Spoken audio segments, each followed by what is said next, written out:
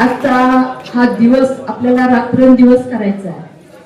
आज आपल्याला आबासाहेबांनी जी सांगितले की आपल्याला विकास कामं करायचे आणि विकास कामामध्ये सर्व दादांची म्हणजे आदरणीय देशमुख साहेबांची इच्छा होती की हे काम नेहमी विकास कामं झाले पाहिजेत आणि ह्या विकास कामं करत असताना नेहमी प्रस्ताव दिला तर तो प्रस्ताव समोरच्या आदरणीय बबनदादांनी थांबवले जायचं, तर हे काम नेहमी थांबवले जायचं। पण आता केवळ तुमच्यामुळं आणि विकास कामामुळं हे पाऊल उचलून पुढे आम्ही भूमिका घेतलेली आणि ह्यामध्ये आपण सर्वांनी एकत्र होऊन काम करायचे।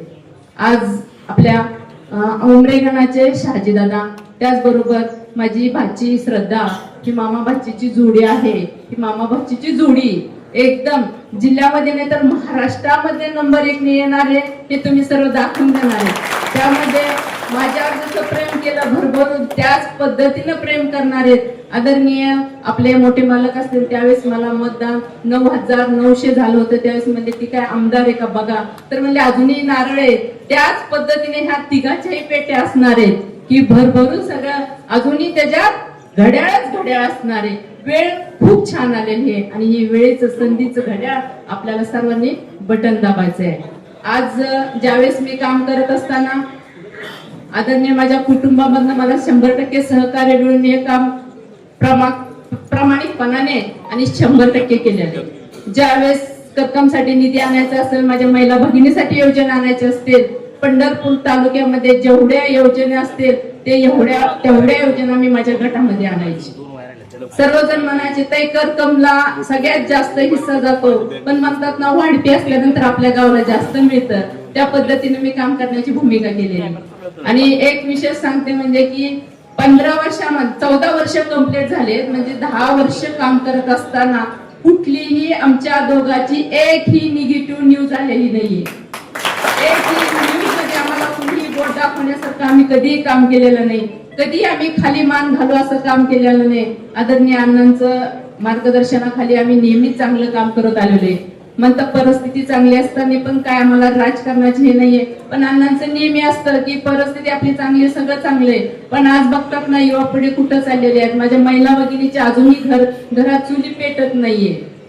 2 पारगी कामाला जाऊन सुद्धा त्यांची अवस्था काय असेल यात ते सांगणार नाहीये, पण भविष्यात मी तुम्हाला पुढे भाषणामध्ये सांगेल, कारण वेळ कमी आहे। तर ह्या कामामध्ये आपल्याला सर्वांना सांगते की जेवढं काही श्रद्धा मी काम केलंय माझ्या पद्धतीनं श्रद्धाला सुद्धा मी काम करण्याला पुढे मदत करणार आहे आणि मला जसं जिल्ह्यामध्ये ओळखते त्याही जास्त महाराष्ट्रात श्रद्धाला ओळखते आणि दादांना ओळखते, असं मी त्यांना खंबीर साथ दोघाला पण देणार आहे। आणि एक विशेष म्हणजे सगळ्यांचा एक प्रश्न असतो की दादांचं सगळ्यांपर्यंत संपर्क झाला पाहिजे।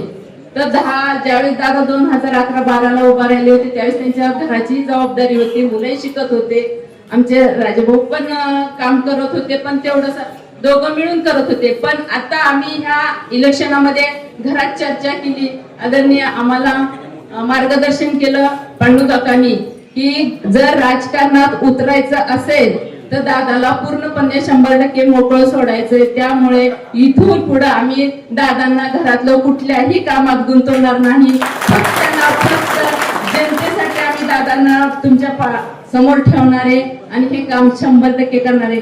आदरणीय माझे बंधू जसे काम करत हे करते शेळके दादा, त्यांचे समाजकारण भरपूर चांगल्या पद्धतीने चाललेलं असतं, तसेच मीही समाजकारणामध्ये असते। आमच्या दोघांनाही बहीण भावाला राजकारणापेक्षा समाजकारण जास्त करायला आवडतं। इथून पुढे आम्ही दोघं जण यांच्या दोघांच्या पाठीमागं 100% समाजकारण करू आणि तुमच्यापर्यंत जेवढ्या योजना असतील, जेवढे काही तुम्हाला जिल्हा परिषद मधनं द्यायचं असेल, हे करायचं असेल ते आम्ही 100% करू आणि ह्यामध्ये एकही रुपयाचा घोटाळा होणार नाही, ही ग्वाही मी करकमा देवीच्या मंदिरात शपथ घेऊन सांगते।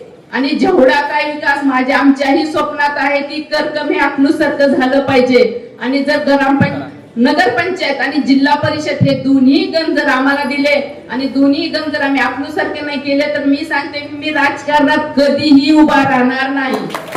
जय हिंद, जय महाराष्ट्र।